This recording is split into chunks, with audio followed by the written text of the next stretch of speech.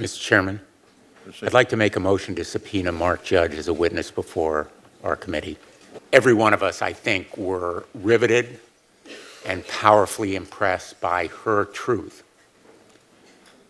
We heard her provide details in that story that can be corroborated and other facts that can be uncovered if we hear from other witnesses who have very relevant, important knowledge about what happened to her on that evening in that room. Before we vote, I will read a letter that we received from Mark Judge. I do not recall the events described by Dr. Ford in her testimony before the U.S. Senate Judiciary Committee today. I never saw Brett act in a manner Dr. Ford describes. I am knowingly submitting this letter under penalty of felony. That letter is no substitute for an FBI interview. The answer is no. Mr. Graham. And it is no substitute for testimony before this committee. Mr. Booker. Aye. Ms. Harris. Aye. Mr. Chairman. No. Mr. Chairman, the votes are 10 yeas, 11 nays. The motion is defeated. Now I move, as I said I was going to do, that we set the vote to report out Judge Kavanaugh's nomination at 1:30 p.m. today. Mr. Blumenthal. No. Ms. Hirono.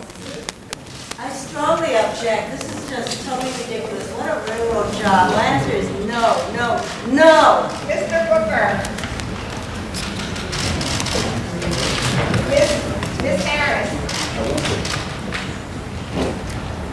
Ms. Harris.